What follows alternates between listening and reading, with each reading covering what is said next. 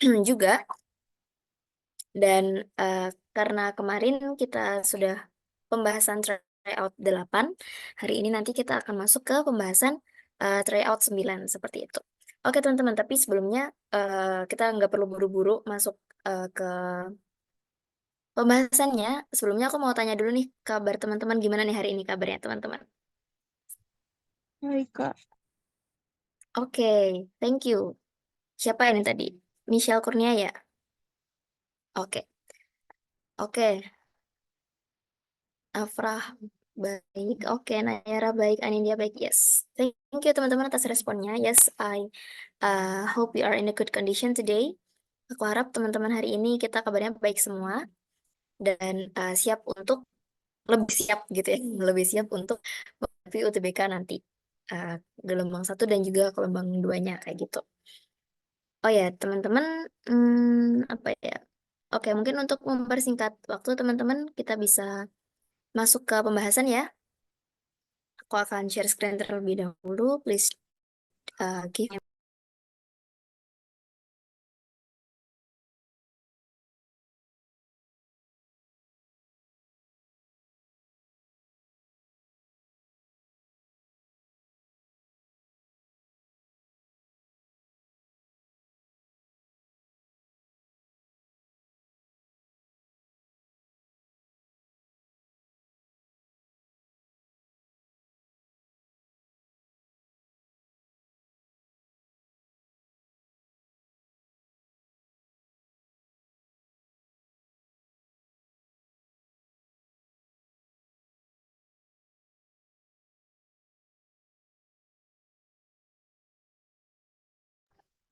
Oke, apakah screen-nya sudah terlihat, teman-teman?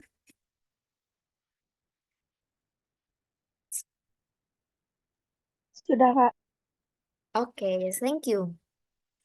Oke, untuk hari ini pembahasannya kurang lebih sama ya seperti kemarin. Tapi sebelumnya aku juga mau tanya dulu ke teman-teman, kira-kira masih ingat nggak soal tryout paket 9 tuh kemarin kayak gimana? Apakah lebih susah dari yang paket 8 atau hampir sama gitu mirip-mirip? Atau ada soal yang masih diingat nih kira-kira yang mau ditanyain dulu gitu? Gimana nih? Mungkin atau gini dari scale 1 sampai 10, seberapa susah? 1 gampang, 10 paling sulit kayak gitu.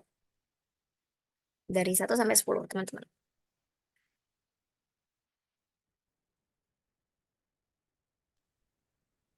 Bisa ditulis di kolom chat ya, atau on microphone juga boleh. Oh ya, aku juga sambil mau reminder teman-teman, kalau misalkan teman-teman bisa menyalakan kamera, boleh banget ya dinyalain aja kameranya, biar aku bisa ngeliat wajah teman-teman juga di sini. Dan juga biar kita bisa lebih interaktif, bisa jadi 2 arah gitu ya interaksinya. Dan juga biar kita bisa lebih fokus gitu ketika membahas soal persoalannya kayak gitu. Oke, gimana teman-teman? Ada yang mau share kah pengalamannya kemarin? Atau itu tadi aja sih dari skala 1 sampai 10 kira-kira sesulit apa kayak gitu. Kalau menurut teman-teman. Cuma biar tahu aja sih ini. Jadi kayak em, kira-kira gitu apakah teman-teman sudah lebih siap gitu ya dari tryout 1 sampai tryout 9. Gak tahu kak aku nyobi. Oh, jadi so this is your first time. Jadi teman-teman baru pertama kali ya ikut tryout di sini ya? Oh, I see. Oke, oke, oke, oke, oke. Oke. Oh iya, ya betul, betul. Oh iya. Oke, Dan. Kalau begitu, mungkin kita bisa langsung masuk ke pembahasan ya, teman-teman. Kayak kemarin, kita bisa soal persoalannya seperti itu. Oke, mungkin di sini juga ada teman-teman yang baru join ya, seperti itu. Jadi aku mau jelasin lagi. Mungkin aku akan provide beberapa opsi, 2 opsi buat teman-teman terkait pelaksanaan kelas atau pembahasan ketika untuk hari ini nanti. Jadi untuk opsi yang pertama, aku kasih waktu dulu buat teman-teman buat coba jawab soalnya, jawab pertanyaannya itu. Kemudian nanti baru kita bahas, atau opsi yang kedua langsung kita bahas bareng-bareng persoalannya gitu. Teman-teman prefer 1 atau 2?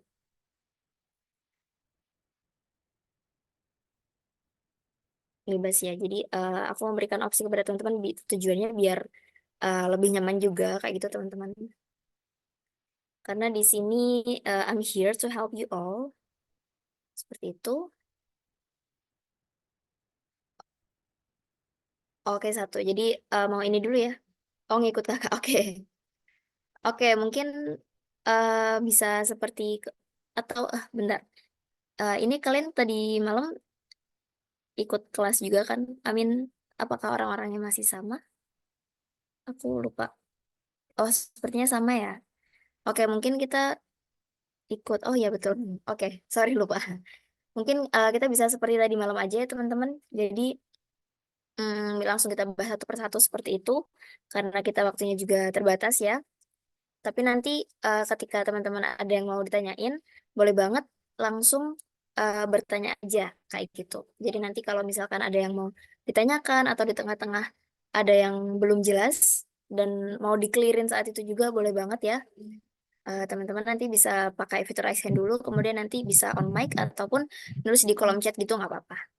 Oke, let's start with number one. Teman-teman nomor satu ya. Seperti biasa, tips untuk mengerjakan soal-soal, itu yang pertama kita baca pertanyaannya dulu, kita baca soalnya dulu seperti itu. Kemudian baru kita baca teksnya ataupun juga langsung melihat ke opsinya. Itu tergantung tipe soalnya.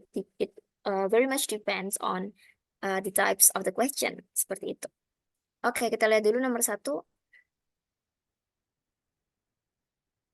The author's purpose in writing this article is to bla bla bla. Oke, di sini kita tandain yaitu yang ditanyain adalah purpose ya, tujuan. Tujuan penulis menulis artikel ini adalah untuk bla bla bla. Nah, jawabannya kita bisa temukan ya setelah membaca teks berikut ini dari paragraf 1 sampai paragraf 3-nya. Tapi biasanya juga bisa dilihat di paragraf satunya seperti itu terutama. Contohnya nih ini, a new study conducted by the researchers at the Yale University School of Medicine now reports that a 6-month-old infants later diagnosed with autism differ their gaze from facial features when the face is speaking. Seperti itu. Jadi dari artikel ini atau dari paragraf berikut ini, tujuan yang ingin disampaikan penulis seperti itu adalah mengenai apa ya, autism pada anak gitu. Nah, di sini kata-katanya ini ya teman-teman ada infants nih seperti ini. Nah, infants ini merupakan sinonim teman-teman dari baby atau children gitu ya atau kids seperti itu. Jadi meskipun ini, nah meskipun di sini bukan menggunakan kata baby ataupun children ataupun kid, di sini artinya adalah anak gitu ya, anak kecil. Infant artinya children. Nah, jadi kalau di sini ada young infant seperti itu, artinya adalah anak kecil yang masih kecil banget, very young infant seperti itu. Nah, dari sini teman-teman kita bisa lihat di sini, a new study conducted by researchers at the Yale University School of Medicine seperti itu menyebutkan bahwa bayi 6 bulan seperti itu later diagnosed with autism divert their gaze from facial features when that face is speaking. Jadi apa ya? Autism itu bisa dideteksi atau bisa dicek pada anak sejak usia masih kecil banget, sejak usia dini dengan cara mengecek ekspresi wajah mereka gitu ya ketika diberikan stimuli tertentu pada kalimat kayak gitu. Ketika diberikan stimuli tertentu. Jadi ekspresi atau ya ekspresi wajah mereka itu benar-benar menentukan gitu. Jadi misalkan ketika ada seseorang yang ingin mendeteksi apakah anak ini memiliki autism atau tidak seperti itu, nah itu biasanya bisa dilihat banget dari facial expression-nya, dari ekspresi wajahnya. Seperti itu. Nah, di teks ini menjelaskan tentang bagaimana hal itu tuh bisa dideteksi seperti itu dan kenapa autism itu bisa dideteksi dari sejak mereka masih kecil seperti itu. Nah, jadi teman-teman jawaban yang paling tepat adalah yang D. Explain that autism can be detected early by using an eye tracking test on infants. Seperti itu. Jadi karena autism itu bisa dideteksi, jadi akan ada beberapa apa ya tes seperti itu yang memang didesain, develop untuk mengecek autism pada anak kecil. Seperti itu teman-teman. Jadi jawaban yang benar adalah yang bagian C. Seperti itu. Yang D. So sorry. Yes, yang D. Untuk yang A, B, C, D, dan E-nya kita bisa eliminasi. Nah, seperti ini. A, B, C, dan E. Yes. Oke. Kemudian untuk nomor 2, according to the text, infants with ASD, bla bla bla. ASD ini autism spectrum disorders ya. Nah, di sini dia disebutkan di paragraf 1 kalimat kedua, autism spectrum disorder or ASD. Nah, di sini berarti tipe pertanyaan ini hampir sama dengan kalimat mana yang paling benar seperti atau yang sesuai dengan yang disebutkan dalam teks. According to the text, infants with ASD, jawaban adalah yang E, teman-teman. Diverted their gaze from speaking faces and smiling faces. Nah, di sini disebutkan bahwa anak kecil yang memiliki ASD, memiliki autism spectrum disorders ini, dia apa ya, menghindari kontak mata gitu dengan bagian wajah lawan bicara yang sedang berbicara seperti itu. Diverted. Nah, divert di sini artinya adalah apa ya? Kalau arti secara harfiahnya itu terpisah, memisah gitu. Jadi seperti menghindari kayak gitu. Dia di sini disebutkan ya tadi. Nah, di sini disebutkan ini. Looked away from key facial features such as the eyes and mouth. Jadi infants itu dia look away atau mengalihkan pandangannya dari ekspresi wajah lawan bicaranya gitu, seperti mata dan juga mulutnya, kontak mata dan mulut seperti itu. Jadi teman-teman yang jawaban yang benar adalah ini, adalah yang E, for the case from speaking faces and smiling faces. Ini yang paling tepat ya. Kalau yang A ini gazed at faces more frequently, ini salah ya, karena dia bukannya malah kebalikannya gitu dari yang opsi A. Kemudian yang B, stare at all faces without noticing their key features. Ini juga kurang tepat seperti itu. Kita cari yang paling tepat. Kemudian yang C, were more attracted to smiling faces than speaking face. This one is also incorrect karena tidak ada informasi spesifik mengenai hal ini ya. Kemudian yang D, avoided looking at main facial features of speaking faces. Ini hampir betul ya, tapi yang paling tepat adalah yang E, teman-teman. Sorry. Diverted their gaze from speaking faces and smiling faces. Jadi looked away gitu.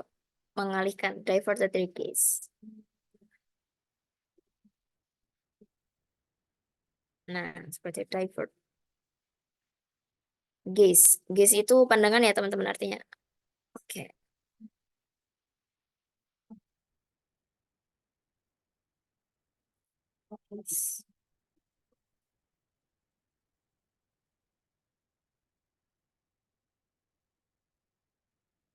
Oke. Yes, that's it untuk nomor 2. Sekarang kita ke nomor 3.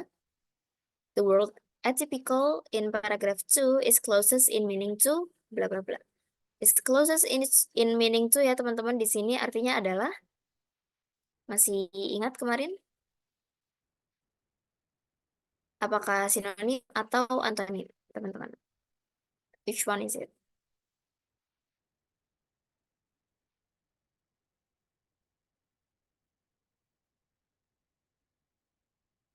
Yes, everyone.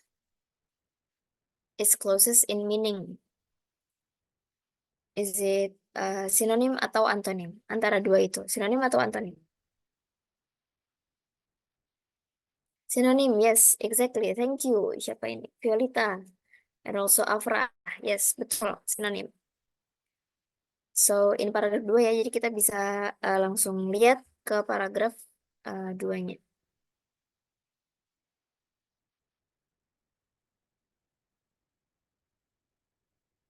Oke, mana tadi? Hmm. Oh, ini. Oh, is it this one? Oh, ini. This is the first study to isolate an atypical response to speech as a specific characteristics in the first half year after birth that is associated with later emerging ASD. Nah, atypical response, seperti itu ya. Nah, di sini nomor 3, jawaban yang betul teman-teman adalah yang B, unusual ya, yaitu artinya adalah tidak umum, seperti itu. Jadi atypical ini artinya juga tidak umum teman-teman.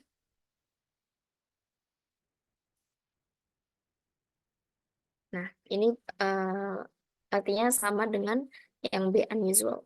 Kalau yang apa namanya, yang ini, sorry, yang A ini illegal artinya ya tidak legal, seperti itu ya.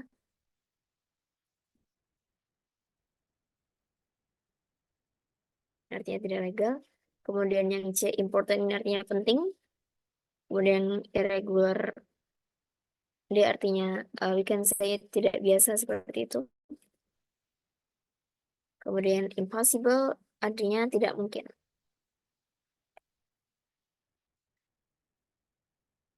Nah, seperti itu. Jadi jawaban yang paling tepat teman-teman adalah yang B, seperti itu. Yaitu unusual. Yes.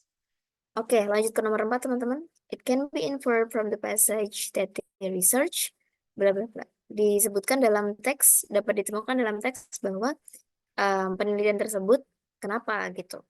A, succeeded in revealing new important information about autism diagnosis, atau B, managed to discover the reasons autism causes changes in children's brains, atau C, found why autism at an early stage was easier to detect than at a later stage.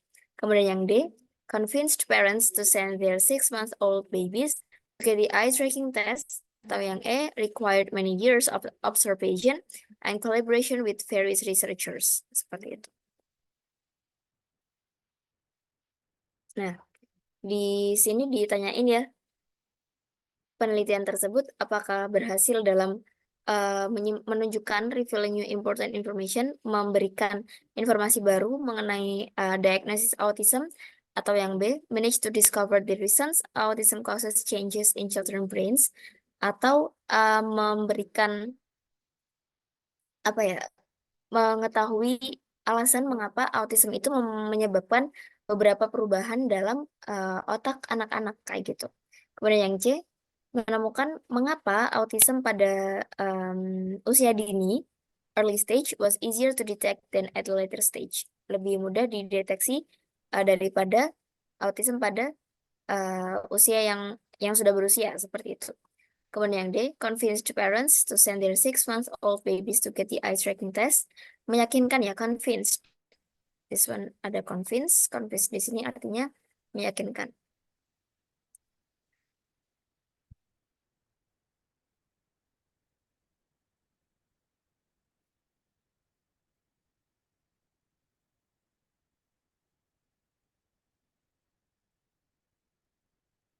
Oke, karena aku taruh di sini, convinced artinya meyakinkan.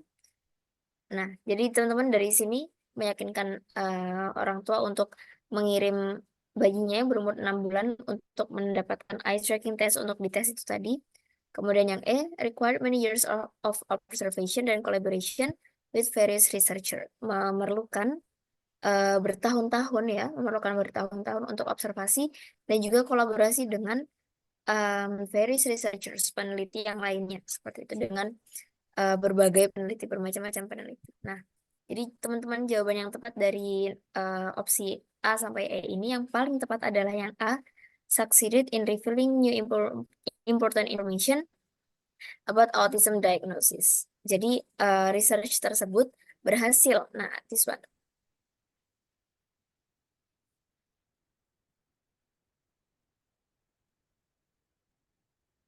Succeed teman-teman di sini artinya adalah berhasil.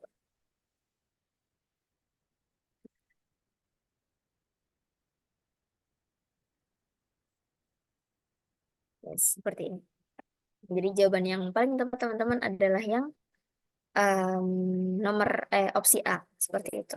Dan kemudian kita bisa langsung saja eliminasi lagi untuk opsi B, C, D, dan juga E-nya. Seperti itu. Oke, untuk nomor 5, according to the text, which of the following is not expected from research on autism? Apa yang tidak diharapkan? It's not expected. Seperti itu.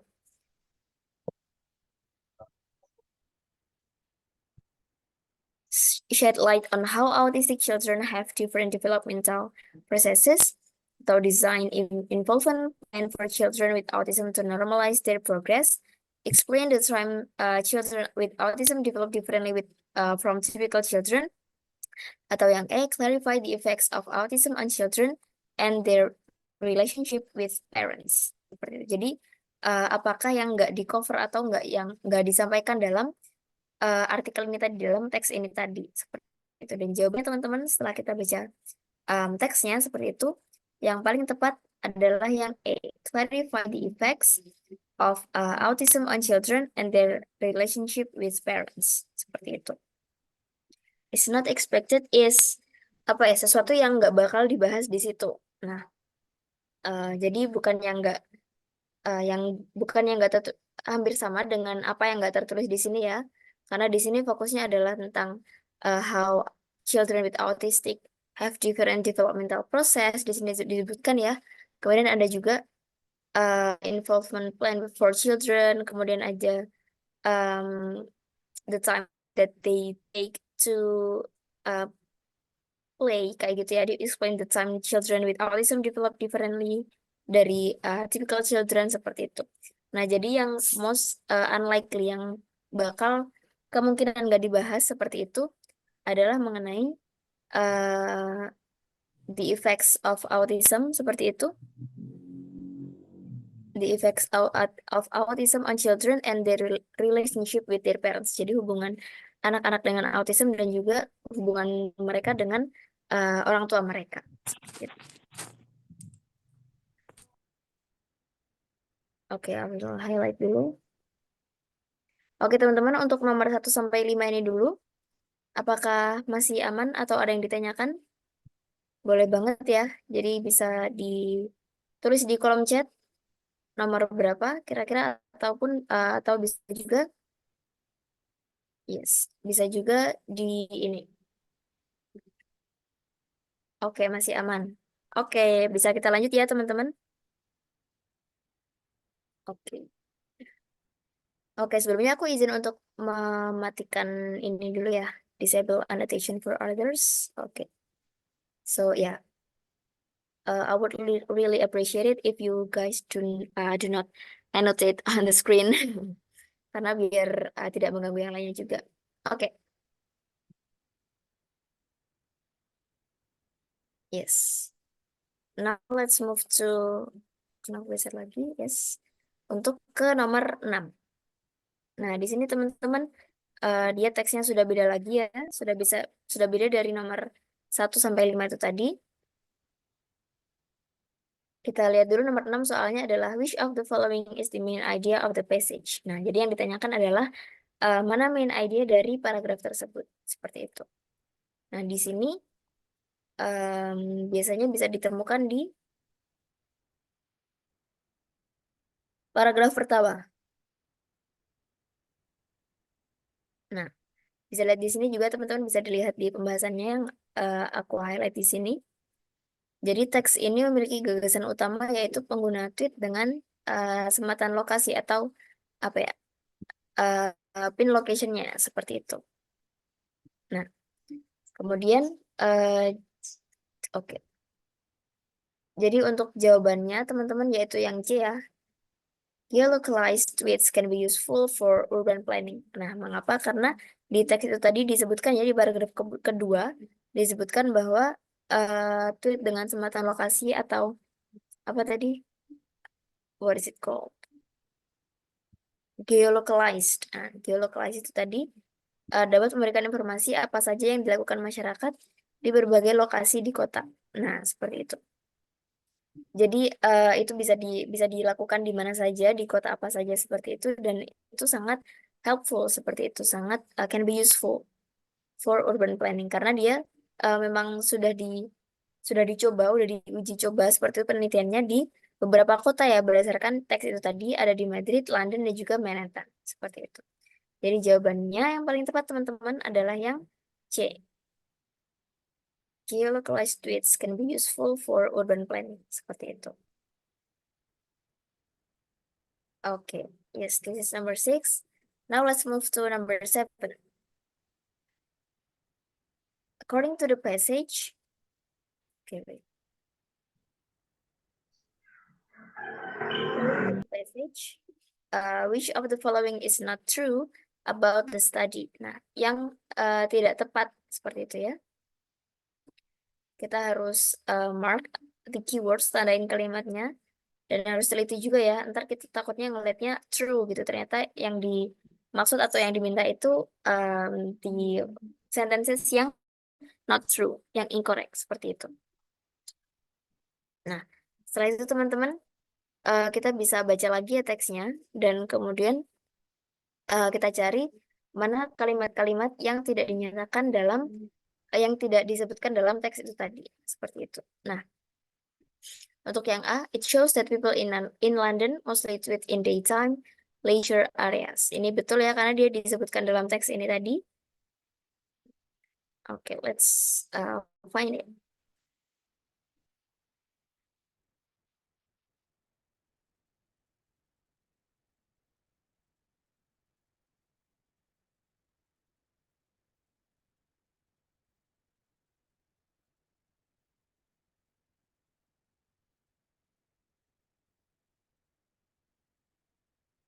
Oke, nah di sini teman-teman bisa lihat di sini.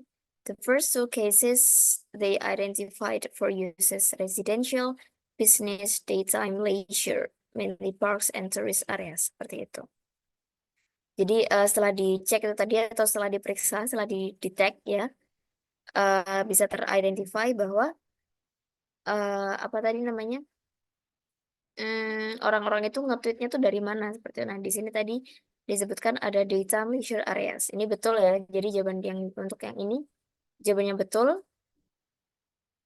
Kita bisa skip ke opsi selanjutnya yaitu yang B. The focus of the study is land use in Manhattan, Madrid, and London. Seperti itu. Ini juga betul jawabannya karena di sini disebutkan tadi beberapa kota-kota tersebut ya.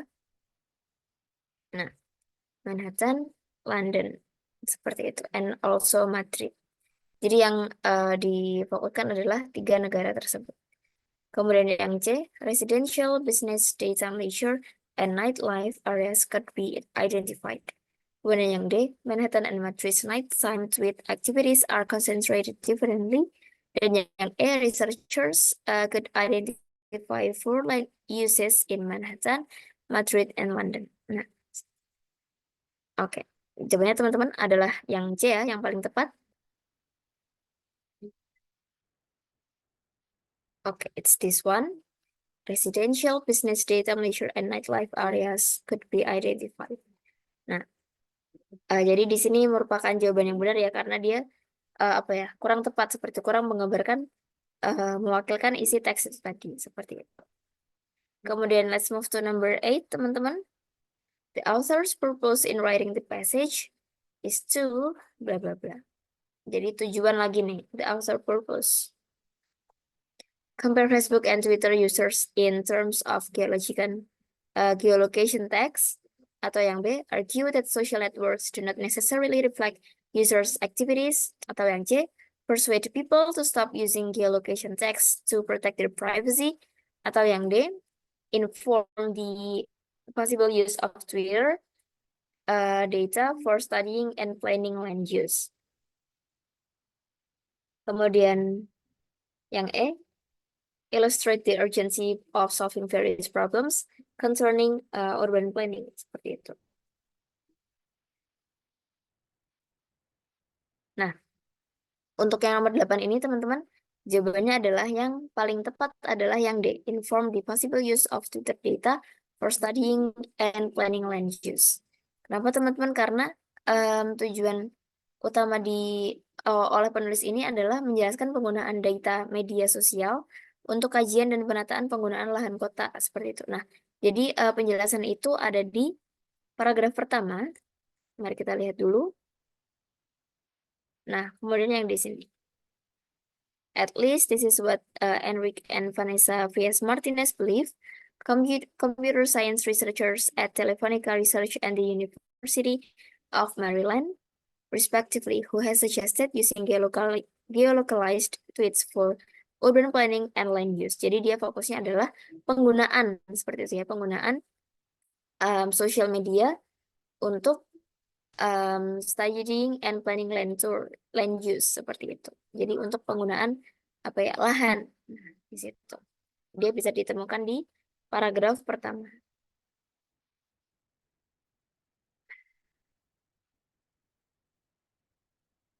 Okay, yes. So the most important answer is this one. Kalau yang lainnya, kalau kita sudah baca dengan seksama ya teman-teman, nanti kita bisa juga menentukan apakah A, B, C, E ini mengapa dia salah, seperti itu. Yes, bisa ditemukan di paragraf 1. Oke, kemudian yang 9 teman-teman, nomor 9.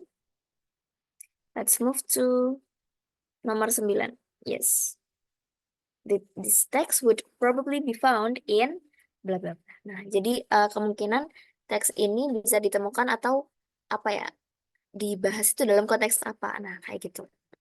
Opsinya ada a popular science magazine, a brochure, an academic journal, a newsletter, atau a tabloid. Nah, dan jawabannya benar teman-teman adalah yang oke, sebentar. Yang A ya, popular science magazine. Jadi untuk yang brosur ini kurang tepat ya karena where's my brochure?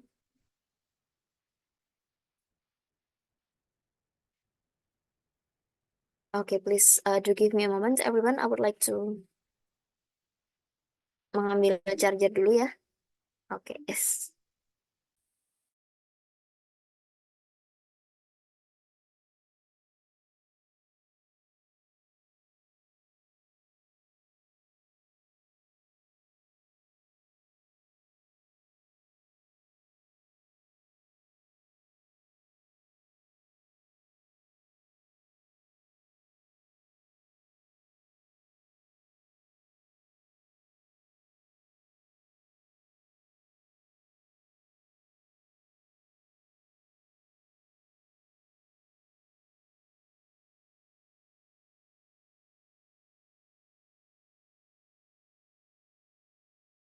Oke, thank you everyone for waiting. So sorry. Oke, kita ke nomor 9 ya tadi. Jadi jawaban yang benar adalah yang Popular Science Magazine. Nah, kenapa jawabannya yang A? Mari kita lihat dulu. Untuk tipe-tipe soal seperti ini ya teman-teman, kita bisa lihat aja kalau ada jawaban yang apa namanya, sekiranya opsi-opsinya itu udah kelihatan banget, udah bener gitu, nah kita udah langsung fokus ke situ aja. Dan bisa langsung eliminasi soal-soal opsi-opsi yang lainnya kayak gitu.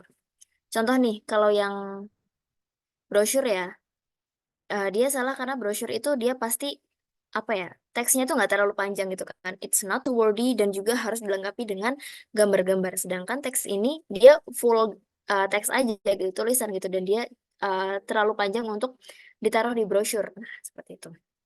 Kemudian yang C, an academic journal, ini juga kurang tepat karena dia em, targetnya itu bukan mahasiswa, bukan siswa yang digunakan dalam konteks akademik seperti itu.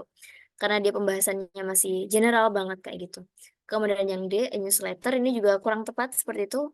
Dan juga a tabloid, dia juga kurang tepat gitu. Karena tabloid itu kan biasanya pembahasannya juga yang ringan-ringan seperti itu. Dan ya, untuk teks seperti ini, dia pasti it's would likely to appear di Popular Science Magazine. Jadi majalah yang tapi membahas tentang sainsnya seperti itu. Oke, untuk teks selanjutnya boleh sambil mengartikan bareng-bareng buat nambah hafalan kosakata. Oke, yes. Oke, thank you for the suggestion. Nah, nanti untuk selanjutnya kita bisa bahas artinya satu-satu seperti itu ya. Oke, sekarang nomor 10 dulu, the tone of this passage. Tone. Tone itu seperti sifat penulis gitu ya, sikap penulis terhadap teks ini kayak gitu. Apakah harsh atau kasar, neutral atau kritik atau didaktik atau satirikal gitu, satir seperti itu. Dan jawabannya yang tepat teman-teman di sini adalah actually this one is neutral ya. Jadi ya netral aja gitu, nggak apa namanya nggak meminta untuk melakukan sesuatu dan juga tidak mempengaruhi pembacanya ya untuk melakukan sesuatu seperti itu. Jadi tidak persuasif seperti itu. Jadi jawaban yang benar di sini adalah hanya untuk menginformasikan saja gitu. Jadi dia cuma menjelaskan penggunaan lahan berdasarkan pengguna Twitter itu tadi tanpa memberikan apa ya kritik negatif dari penelitian-penelitian yang sudah dilakukan dan juga disebutkan di teks ini kayak gitu. So this one the answer is harsh, critical, didaktik salah, satirical juga salah ya karena fungsinya tujuannya hanya untuk menginformasikan. Nah, mungkin aku sambil tulis di sini.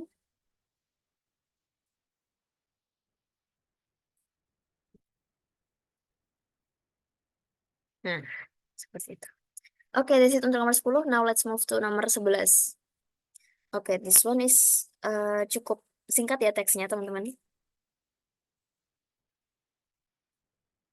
Oke, kita baca dulu soalnya. Which sentence is irrelevant to the topic of the passage? Irrelevant artinya tidak relevan ya, atau tidak sesuai, seperti itu. Nah, untuk tipe soal kayak gini, teman-teman kita harus baca satu persatu teksnya, kalimatnya ya, karena dengan membaca satu persatu, kita baru bisa nentuin mana nih yang nggak cocok atau nggak sesuai dari topik keseluruhannya. Oke, kita baca dulu dari kalimat pertamanya. Child development refers to the biological, psychological, and emotional changes that occur in human beings between birth and at the end of adolescence as the individual progresses from dependency to increasing autonomy. Oke, jadi child development atau perkembangan anak gitu ya, refers to mengacu kepada biological, biologis ya. Oke, biological, psychological, and emotional changes. Mengacu pada perubahan secara biologis, secara psikologis, dan juga secara emosional that occur in human beings yang terjadi pada manusia seperti itu between birth and at the end of adolescence. Oke, jadi adolescence itu apa ya? Transitional atau masa transisi. Nah, masa transisi dari masa apa namanya? Dari masa dari usia masih kecil seperti itu ke usia yang lebih dewasa kayak gitu atau masa pergantian apa ya? Ya, gitulah. Dari apa namanya? Dari masih anak kecil ke dewasa atau juga bisa disebut dengan masa remaja gitu kan, masa transisi ya. Nah, kayak gitu. Nah, kemudian jadi itu tadi teman-teman, perkembangan anak itu mengacu pada perubahan biologis, psikologis, dan juga emosional yang terjadi pada manusia between birth, antara dari lahirnya itu tadi sampai at the end of adolescence. Jadi em, dari lahir sampai masa pubertas atau masa eh, jadi dewasa itu tadi, masa umur dewasa. As the individual progresses from dependency to increasing autonomy. Jadi ketika seseorang atau seorang individu itu berubah ya dari dependensi atau tidak mandiri seperti itu, ketergantungan harus dibantu orang lain seperti itu, ke increasing autonomy atau jadi yang lebih mandiri, yang lebih meningkat seperti itu. It is a continuous process with a predictable sequence, yet having a unique course for every child. Jadi proses tersebut adalah proses yang berkelanjutan, continuous di sini teman-teman, artinya berkelanjutan. Maybe I can highlight this one. Oke, continuous artinya berkelanjutan, proses yang berkelanjutan ya, with a predictable sequence yang apa ya, sequence yang bisa diprediksi seperti itu karena memang urutannya kayak gitu-gitu aja di tiap manusia. Yet having a unique course for every child. Tapi juga dia pasti ada keunikannya untuk masing-masing anak. Seperti jadi antara satu sama sama yang lainnya meskipun tahapannya sama, tapi prosesnya pasti ada yang berbeda. Seperti itu.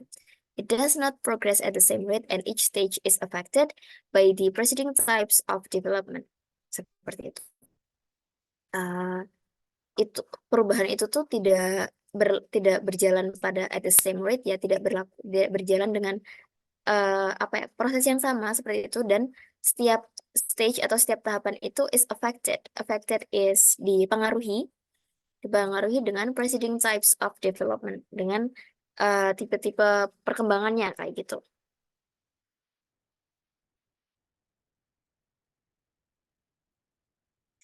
Dengan preceding types of development, tipe-tipe perkembangan yang urut gitu. Nah, because the developmental changes may be strongly influenced by genetic factors and events during prenatal life, genetics and prenatal development are usually included as part of the study of child development. Nah, kemudian yang kalimat selanjutnya, child care programs present a critical opportunity for the promotion of child development.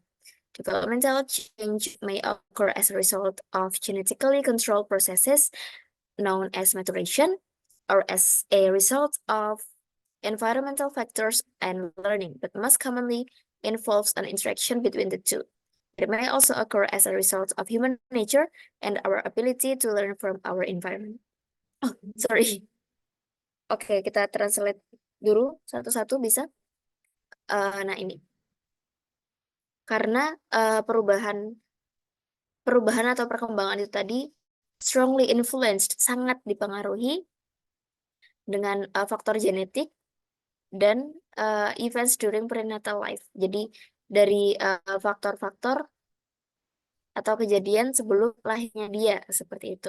Jadi genetics dan prenatal development itu usually included, biasanya juga termasuk ya dalam termasuk menjadi bagian dalam study of child development. Jadi juga termasuk dalam yang diteliti dalam sebuah penelitian yang ingin meneliti perkembangan seorang anak. Nah, seperti itu. Jadi faktor-faktor itu juga merupakan faktor yang penting untuk di-consider, untuk dipertimbangkan juga. Itu tadi untuk kalimat nomor 4. Nah, terus teman-teman kita lihat ke kalimat nomor 5. Child care programs present a critical opportunity for the promotion of child development. Nah, di sini dia menyebutkan child care programs atau perawatan anak. Nah, perawatan anak itu memberikan critical opportunity for the promotion of child development, memberikan kesempatan yang penting gitu ya, kesempatan yang bagus untuk mendukung perkembangan anak kayak gitu. Nah, dari sini teman-teman kita bisa tandain ya bahwa dia kurang tepat atau kurang nyambung gitu dengan kalimat-kalimat sebelumnya. Karena di kalimat sebelumnya ini membahas tentang child development atau perkembangan anaknya itu sendiri ya. Terus tiba-tiba di kalimat kelima ini dia membahas tentang child care, teman-teman. This one. Nah, child care program seperti itu. Jadi dia bisa kita ambil kesimpulan juga bahwa dia kurang tepat ya di sininya. Karena tadi dari 1 sampai 5 itu bahasnya tentang critical opportunity atau tentang program child care itu tadi. Kemudian dia di nomor 5 ini tiba-tiba membahas tentang child care-nya. Nah, sedangkan di kalimat nomor 6, developmental change may occur as a result of genetically controlled process known as maturation. Nah, untuk perkembangan itu tadi mungkin bisa terjadi sebagai hasil as a result of genetically controlled process. Proses yang terkontrol secara genetiknya, known as maturation, yang also disebut sebagai maturation atau proses pendewasaan seperti itu. Atau as a result of environmental factors and learning, sebagai hasil dari faktor lingkungan dan juga faktor pembelajarannya. Tapi most commonly involves an interaction between the two. Tapi most commonly biasanya involves itu melibatkan tetapi biasanya melibatkan interaksi dari antara dua hal tersebut. Nah, dua hal tersebut ini maksudnya adalah ini tadi, environmental factors and learning, dan juga ini tadi, genetically control process. Nah, seperti itu. Oke, karena di sini nggak ada opsi nomor 7, ya, teman-teman. Sebenarnya di sini kalau di sini nggak ada opsi nomor 7 dan juga nomor 1, kita bisa fokus aja ke opsi-opsi yang disajikan di sini. 2, 3, 4, 5, 6. Nah, jadi teman-teman dari situ tadi kita bisa mengambil kesimpulan bahwa yang paling irrelevant, yang paling tidak tepat itu adalah yang nomor 5. Karena dia tiba-tiba membahas childcare. Nggak ada usul-usulnya. Tiba-tiba dibahas childcare. Nah, di situ dia nggak cocok kayak gitu. Oke, that's it untuk nomor 5. Sekarang kita ke nomor 11. I'm sorry. Sekarang kita ke nomor 12. The following paragraph most likely discuss what genetic factors affect child development, each developmental stage, how children adjust to their environment, emotional changes that might occur in a child, atau stages in child development. Nah, yang A ini faktor genetik apa yang mempengaruhi perkembangan anak. Kemudian yang B, stage atau tahap-tahapan perkembangan anak ya, tiap tahapnya. Kemudian yang C, bagaimana anak-anak adjust to their environment atau menyesuaikan dengan lingkungannya.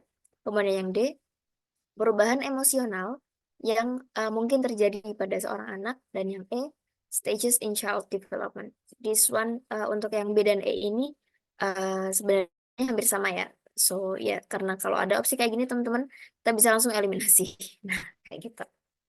Oke, jadi kita fokus ke A, C, dan D. What genetic factors affect child development? Oke, jadi untuk yang seperti ini teman-teman bisa dilihat ya pada oke, bisa dilihat pada teksnya.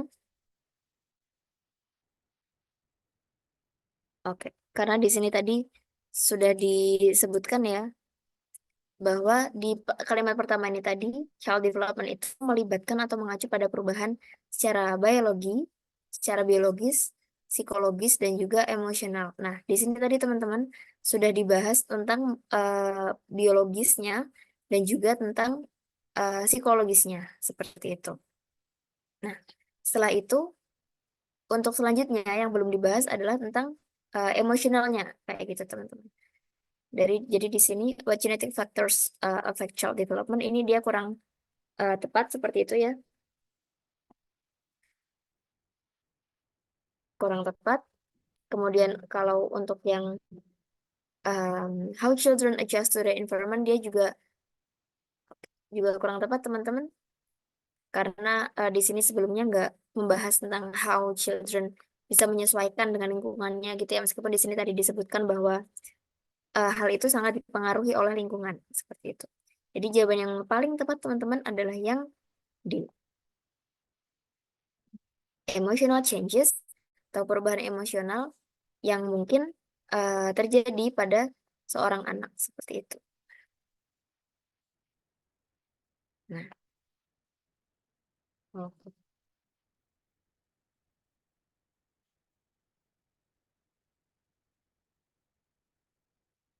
Oke, lanjut untuk nomor 13. Although gluten has gained a bad reputation, the majority of people would struggle to explain what it actually is. Oke, kita baca dulu soalnya. According to the passage, which of the following statement is false? Nah, false ini adalah salah ya teman-teman. Oke. Oke, everyone, sebelumnya aku minta izin sebentar ya untuk mematikan video sebentar saja karena kayaknya agak lemot gitu, so I'm afraid kalau malah kelempar gitu dari Zoom-nya.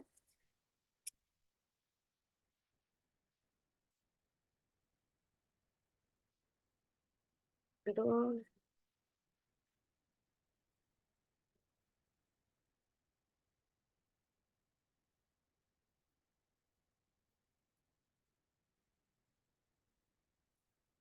Oke, hello everyone, apakah suaraku masih jelas ya? Jelas, Kak. Oke, masih jelas ya. Oke. Takut banget kalau tiba-tiba kelempar ya kayak kelas sebelumnya. Oke, mungkin kalau akan aku nyalakan lagi. Oke, yes. Let's talk about number 13. According to the passage, which of the following statement is false? Oke, jadi kalau untuk kalimat seperti ini kita harus ya teman-teman harus baca teksnya full kayak gitu. Sepertinya kita nggak bisa kalau bacanya nggak full.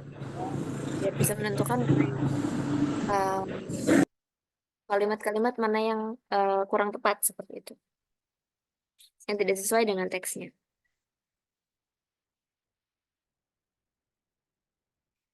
Oke, kita baca dulu. Also, gluten has gained a bad reputation. The majority of people will struggle to explain what it actually is. Meskipun gluten itu sudah has gained a bad reputation, dia sudah punya reputasi yang jelek seperti itu. Tapi kebanyakan orang itu bakal kesusahan gitu, bakal nggak tahu untuk jelasin apa sih sebenarnya gluten itu kayak gitu.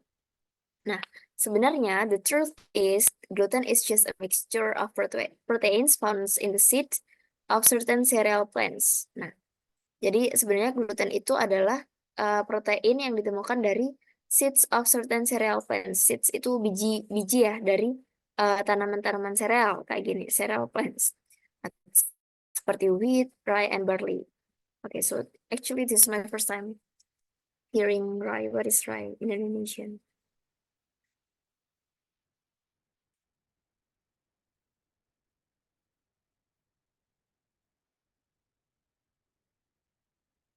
Oke, so sebenarnya hampir sama ya dia,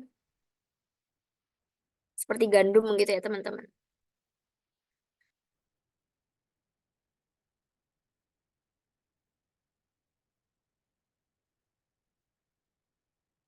Ah, yes, yes, yes, betul. Ya seperti gandum tanaman-tanaman sejenis itu ya teman-teman. Kemudian gluten itu stored in a tissue inside the seed called the endosperm. Dia itu ditempatkan atau terletak di in a tissue atau sebuah lembaran gitu ya di dalam bijinya tersebut itu tadi yang disebut dengan endosperm, which surrounds the plant embryo and provides a dense source of energy as the plant starts to grow. Jadi tempat itu tadi mengelilingi embrionya tanaman itu tadi dan juga menyediakan sumber energi, sumber tenaga ketika tanaman itu tadi tumbuh besar kayak gitu. Nah, jadi itu memang sumber protein kan memang sumber energi gitu ya, teman-teman. Nah, kemudian in wheat, gluten is formed when the proteins glutenin and gliadin cross-link into net-like structure that provide electricity atau stretchiness ya, elastis, kemudian viscosity atau thickness-nya.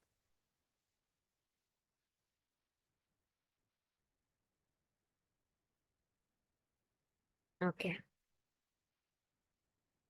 Nah, seperti itu teman-teman. Jadi pada wheat ya, pada gandum ini gluten itu di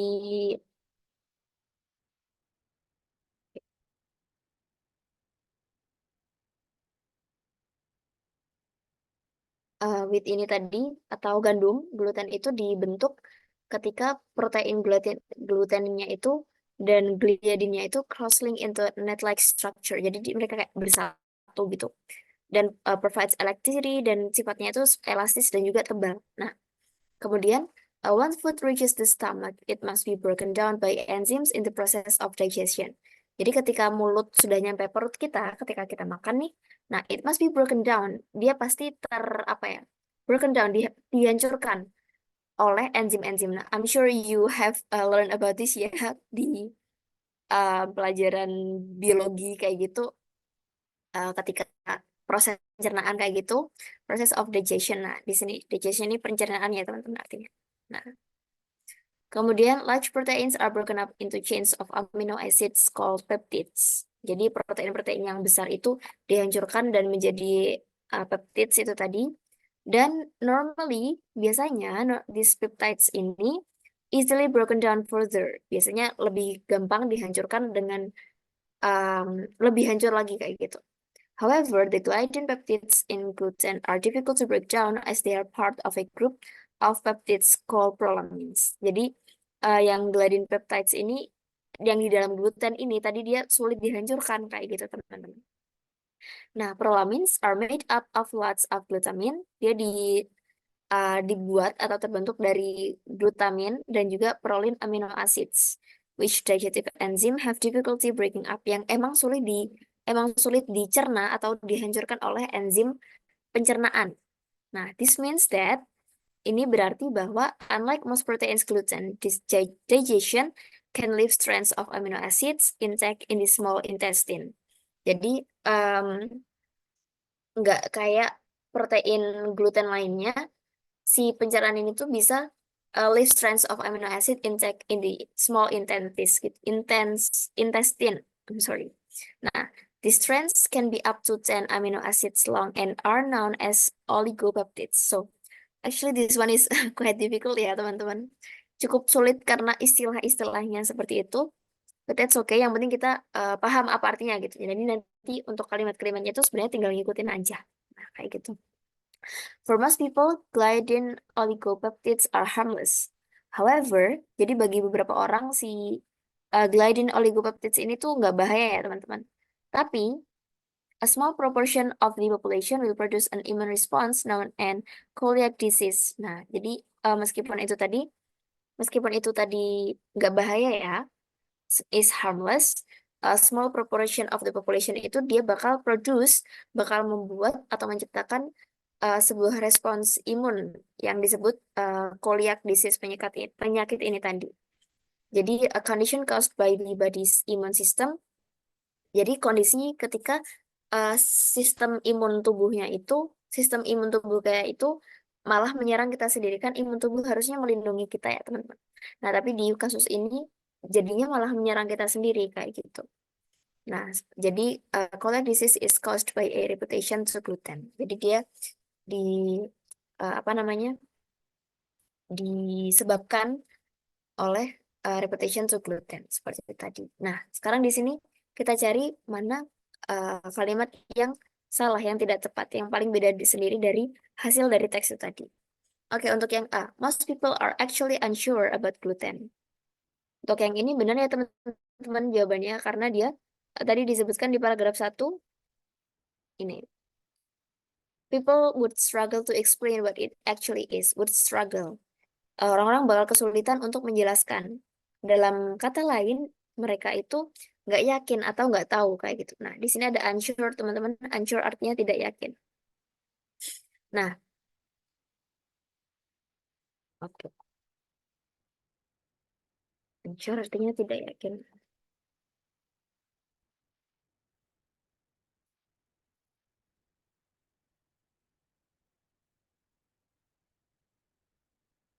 Oke. Kemudian yang B, celiac disease occurs in many people. Ini juga salah karena di sini ada. Ini salah karena benar kayak gitu. Jadi dipahamin betul-betul ya teman-teman. Jangan sampai bingung nih kalau ada soal kayak gini. Celiac disease ini, penyakit celiac ini tadi terjadi kepada beberapa orang saja, small portion of the population gitu. Jadi hanya beberapa orang saja gitu. Terjadi di beberapa orang saja, nggak ke banyak orang. Kemudian yang C, endosperm is a food reserve tissue inside the seeds. Nah, ini juga pernyataan ini benar ya teman-teman, karena tadi yang kita bahas di sini nih, endosperm ini tadi. Nah, gluten itu tadi disimpan dalam sebuah tisu seperti itu di dalam bijinya yang disebut endosperm untuk menyimpan energi. Jadi ini juga betul. Kemudian yang D, endosperm nourishes the developing embryo. Di sini salah ya. Oke, kita lihat dulu. Gliadin is a protein difficult to digest. Ini tadi betul karena di sini ada ya. Gliadin itu tadi namanya adalah protein yang dihasilkan yang sulit dicerna, kayak gitu. Sulit dicerna, sulit dihancurkan. Nah, seperti itu. Jadi teman-teman, jawaban yang salahnya adalah yang D.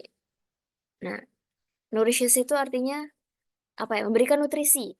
Nah, memberikan nutrisi untuk perkembangan embrionya. Padahal di sini tadi disebutkan endosperm itu hanya apa ya? Tempatnya aja gitu, teman-teman. Nah, seperti itu. Jadi yang disebutkan tadi fungsinya endosperm adalah provides source of energy gitu aja. tapi tidak nourishes, tidak memberikan nutrisi kepada embryonya itu. Jadi jawaban yang benar tapi salah, teman-teman. Jawaban yang tepat untuk nomor ini adalah yang D. Oke, seperti itu. Oke, now let's move to number 14. The most appropriate title for this passage. Oke. Judul yang tepat. Nah, how do we decide judul yang tepat? Karena di sini tadi disebutkan ya bahwa ada bukan kasus sih, fenomena manusia kita, orang-orang itu mostly mayoritas akan bingung tentang gluten itu apa sih kayak gitu. Kita mengiranya gluten itu jelek seperti, tapi kita nggak tahu gimana sih kok dia itu bisa apa ya, tidak di ya tidak memberikan manfaat yang baik gitu, dia dianggap seperti itu. Nah, jadi teman-teman, untuk yang A, gluten sensitivity ini kurang tepat ya. Kemudian yang di, karena dia tidak membahas apa ya, nggak sesensitif itu seperti yang disampaikan dalam teks ini. Kemudian the danger of gluten, it's not that dangerous actually, nggak sebahaya itu, tapi hanya disebutkan beberapa efeknya aja ya, kayak itu tadi yang membuat disease atau penyakitnya itu tadi, yang membuat sistem imun menyerang tubuh kita sendiri. Kemudian yang C, the truth about gluten, yang the foods that contain gluten, ini juga pasti salah karena di sini nggak ada bahas tentang makanan-makanan sama sekali, dan ini juga salah, gluten sensitivity. Jadi teman-teman, untuk jawaban yang di sini yang paling tepat adalah yang C, the truth about gluten, kebenaran mengenai gluten. Jadi apa sih fakta aslinya tentang gluten itu kayak gimana, kayak gitu. Oke, next untuk nomor 15. Passage would probably be assigned reading in which of the following course. Jadi paragraf tersebut, teks tersebut would probably be assigned, akan di apa ya, ditugaskan kayak itu, kan menjadi sebuah assignment, dibaca di following course, di jurusan apa, di jurusan yang mana nih kira-kira. Course itu is actually ya sebuah kelas gitu ya, course. Tapi di sini maksudnya adalah ya dalam topik apa gitu atau dalam bidang apa. Yang A ini nutrition, yang B agronomi, yang C physical education. Physical education is olahraga ya teman-teman, pendidikan jasmani. Jas, kemudian yang D chemical engineering, teknik kimia, kemudian yang E material science. Ya, material science, ilmu material seperti itu. Jadi teman-teman kayaknya dari sini udah bisa ditebak gitu ya. Jawabannya yang paling tepat adalah tentang nutrition.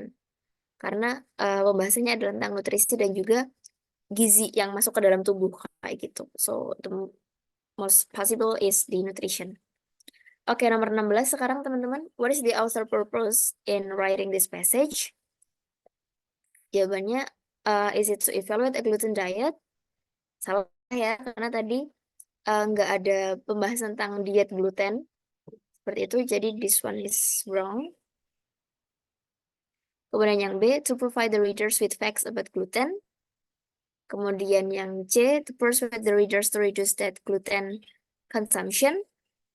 Yang D, to describe function of gluten to readers. Yang E, to reaffirm the readers existing belief about gluten. Yang reaffirm ini apa ya, seperti meyakinkan kembali kayak gitu. Nah, sepertinya yang ini bukan ya, karena kalau di sini kan disebutkan existing belief. Jadi kepercayaan yang sudah ada gitu, yang kepercayaan pembaca kemudian diyakinkan kembali kayak gitu. Jadi jawabannya antara B, C, D. Nah, yang B to provide the readers with facts about gluten. Nah, di sini meskipun betul yang membahas gluten, tapi di sini bukan fokus ke faktanya, tapi fokus ke sorry, bersin. Oke, fokus ke fungsinya teman-teman. Nah, untuk yang CD juga salah ya, untuk mempengaruhi pembaca untuk mengurangi, reduce, mengurangi that gluten consumption, untuk mengurangi konsumsi gluten, ini juga salah. Nah, jadi apakah facts atau function, teman-teman? Nah, di sini um, lebih difokuskan kepada fungsi gluten ya, karena tadi disebutkan gluten itu sebenarnya berfungsi buat apa aja. Terus kalau dia ada yang salah atau yang apa ya, ada sebuah kasus yang malah menyebabkan penyakit kayak gitu, dan akhirnya dampaknya tuh apa kayak itu. Nah, di sini dijelasin semua. Jadi yang paling tepat teman-teman, kita cari jawaban yang paling tepat ya. Kita mau nggak mau tiap soal itu kita harus pilih satu aja jawabannya. Jawaban yang benar adalah, apakah ada yang ingin ditanyakan terlebih dahulu atau masih aman kita bisa lanjut?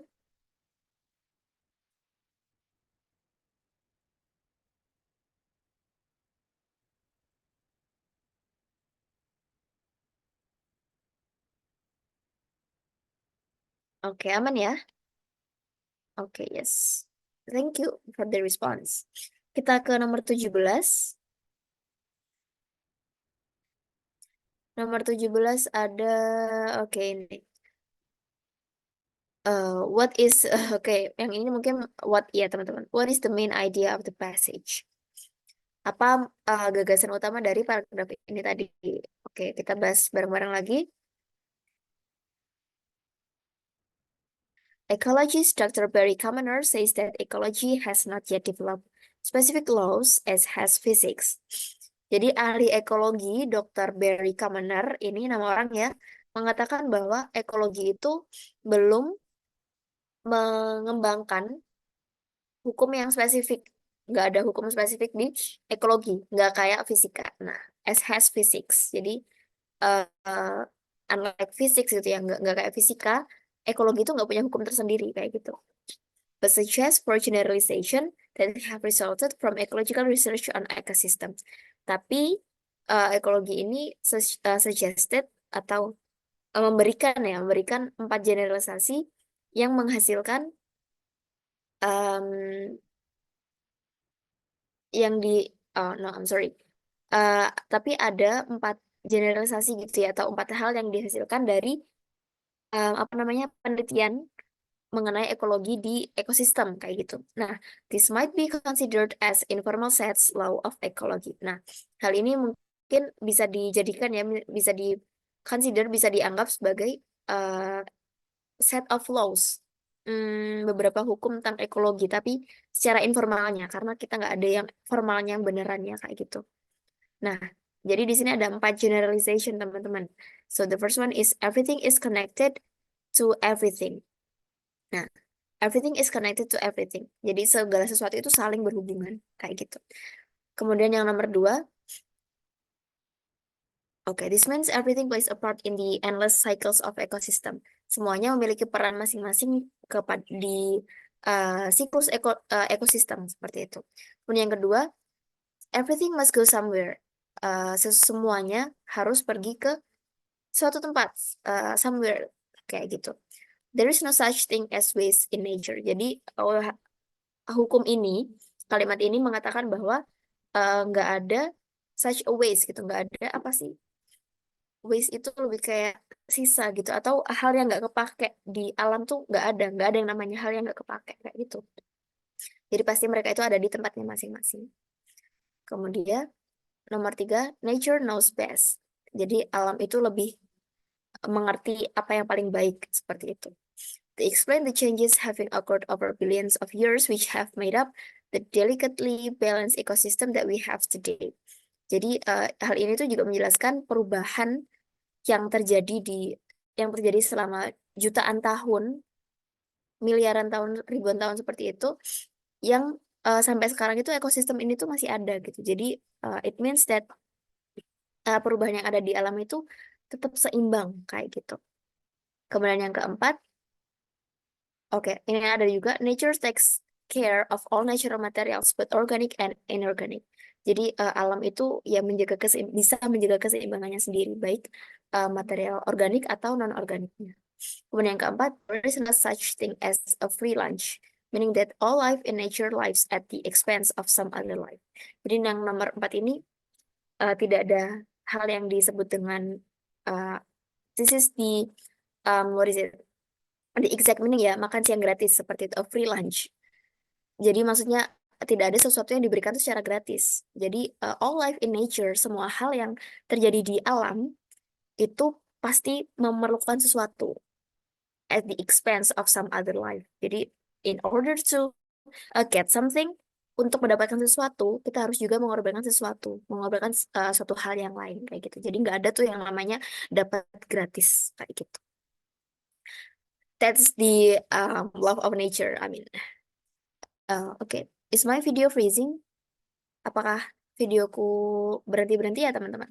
Atau masih lancar aja? I'm afraid if my connection is a little bit unstable. Oke, bisa lanjut ya. Oke, lancar. Thank you. Nomor 17, what is the main idea? Ecology has not yet developed specific laws. Physics has developed specific laws. The four generalization resulting from ecological research on ecosystem, natural laws of ecology, ecological research as the developed of ecosystem. Jadi jawaban yang paling tepat teman-teman adalah yang C. The four generalization resulting from ecological research on ecosystem. Oke, kita bahas satu-satu. Ecology has not yet developed specific laws. Ekologi belum memiliki hukum yang spesifik seperti itu. Ini betul ya, karena tadi memang disebutkan seperti itu, tapi itu bukan merupakan main fokusnya, bukan merupakan gagasan utamanya. Kemudian yang B ini juga pernyataan ini betul, tapi bukan fokus utama kita. Yang D ini juga kurang spesifik ya kalimatnya. Natural laws of ecology ini kurang tepat kayak gitu. Yang ini juga salah. Ecological research as the developed of ecosystem. Dia juga kurang tepat gitu. Karena yang di sini bukan penelitiannya yang dibahas, tapi hasil dari penelitiannya. Jadi the four generalization resulting from ecological research on ecosystem. Jawaban yang paling tepat adalah yang C. 4 generalization atau 4 apa ya, hasil gitu dari penelitian yang pernah dilakukan dan menghasilkan 4 hukum itu tadi, 4 hukum apa ya, yang masih informal gitu lah, belum benar-benar ditetapkan. Oke, nomor 18. According to the passage, our ecosystem is in delicately balanced condition. Berdasarkan paragraf tersebut, ekosistem kita ini sedang ada dalam kondisi yang stable, balance, seimbang kayak gitu. This is made possible by hal ini mungkin terjadi karena the ecologist concern for the ecosystem, perhatian para ahli ekologi kepada ekosistem. Kemudian yang B, the never ending research, penelitian yang tidak henti pada ekosistem. Kemudian C, people's awareness of the importance of ecosystem, kesadaran orang-orang, kesadaran manusia. Atau yang D, the availability of adequate fund to keep the ecosystem balanced, atau adanya dana gitu ya, dana yang ada terus untuk bisa menyimpan, untuk bisa mempertahankan keseimbangan ekosistem ini. Atau yang E, karakteristik of nature, karakteristik dari alam sendiri itu tadi, yang bisa takes care all natural things, yang bisa menjaga semua hal alamiahnya seperti itu. Nah, jawaban yang benar adalah yang ini teman-teman, yang E ya. Karena tadi disebutkan bahwa ini di nomor ini tadi. Nah, nomor 3 nih. Hukum nomor 3. Nature takes care of all natural materials. Nah, seperti itu. Oke, nomor 19. What is the purpose of the passage? The beaver's comical-looking flat toe, which is their quarters of an inch thick, 6 or 7 inches, and perhaps a foot long, is unique in the animal world. Jadi ini bahas tentang beaver ya teman-teman. Beaver is berang-berang. Yes, berang-berang. In the water, it serves as a rudder for swimming, and on land, it props the beaver upright while the animal is cutting trees. It also serves as a radiator through which the heavily insulted beaver passes off axis barrier. Okay. The beaver uses the broad tail for an early warning system by slapping it against the water surface, making a resounding whack that can be heard half a mile away. Jadi di sini menjelaskan tentang beaver ya, tentang berang-berang, tentang kehidupannya berang-berang, bagaimana berang-berang itu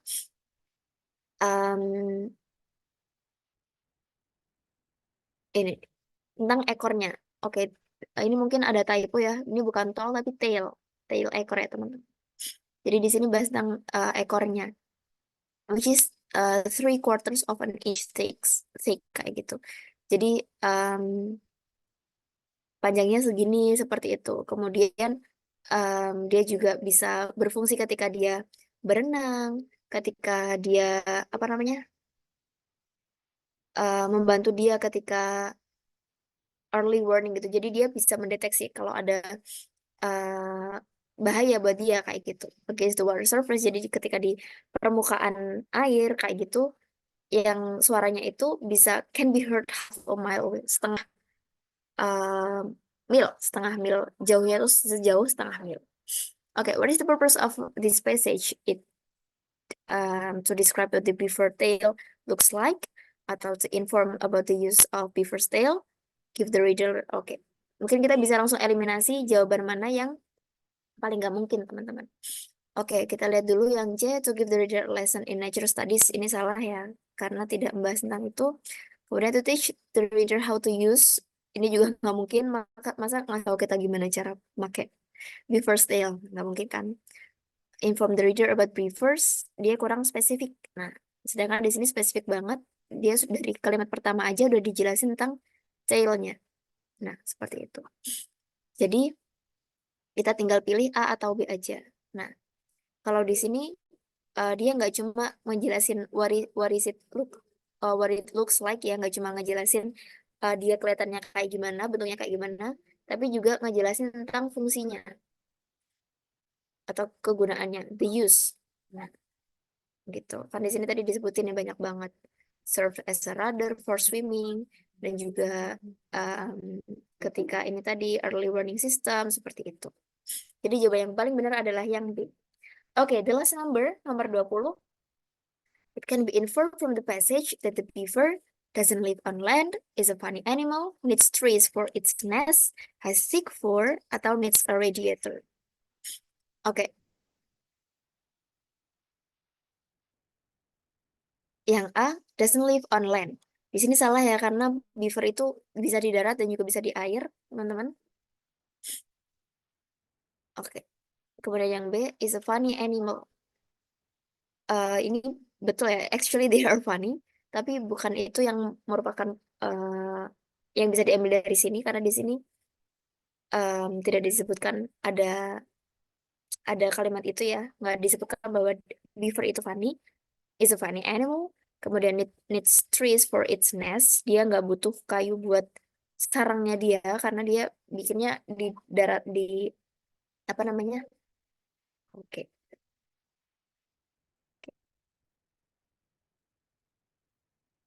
Oke, everyone, please would you please give me a moment lagi. I need to um, bring my charger. Oke, mohon maaf sebentar ya, teman-teman.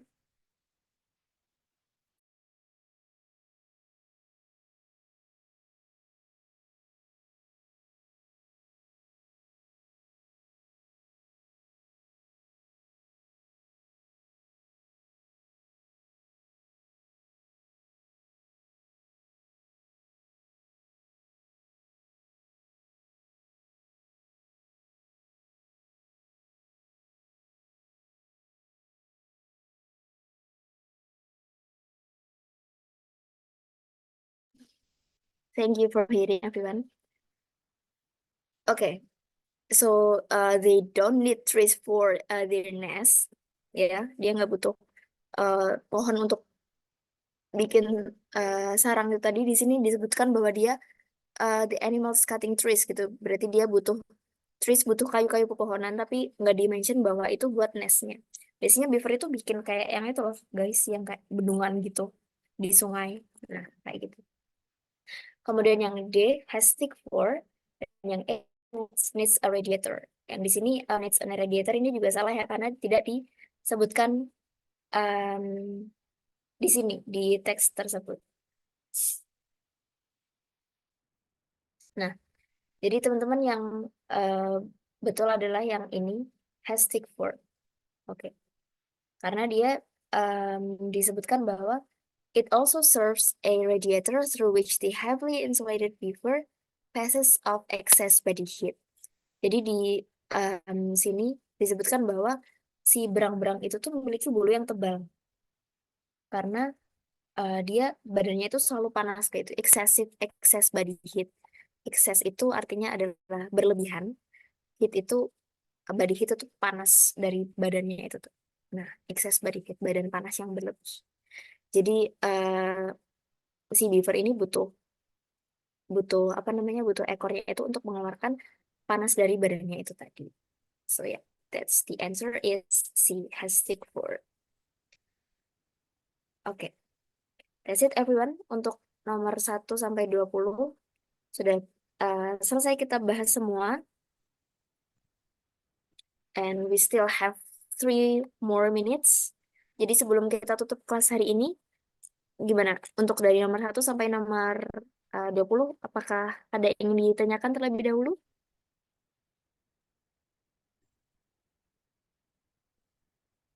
Atau bagaimana kira-kira? Apakah susah? Atau yang paling susah nih kira-kira yang kayak gimana teman-teman? Please do feel free to tell me ya. Jadi tujuannya juga biar teman-teman bisa tahu nih, tahu kemampuannya sendiri kayak gitu.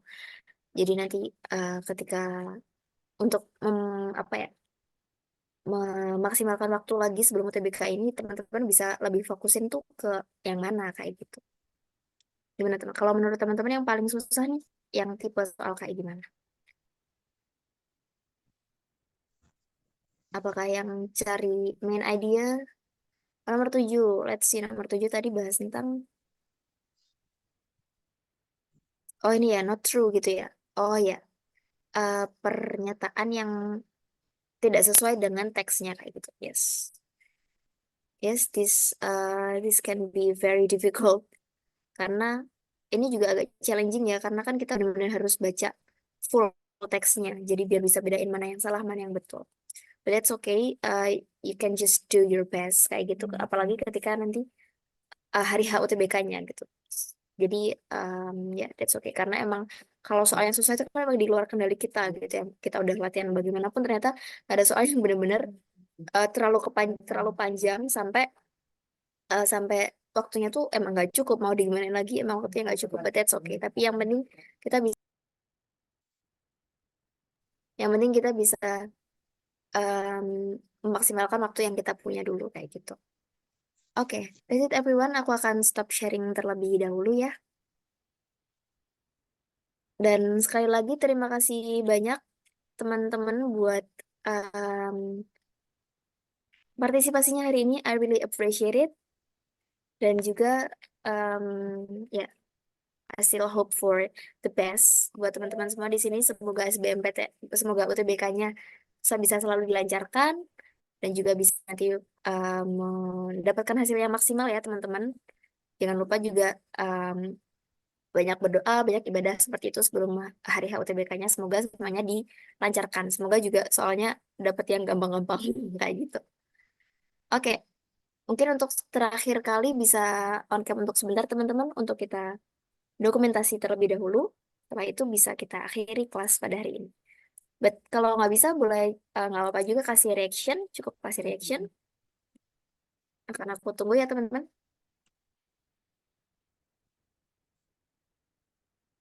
Oh yes, are you ready? Oke, 1, 2, 3.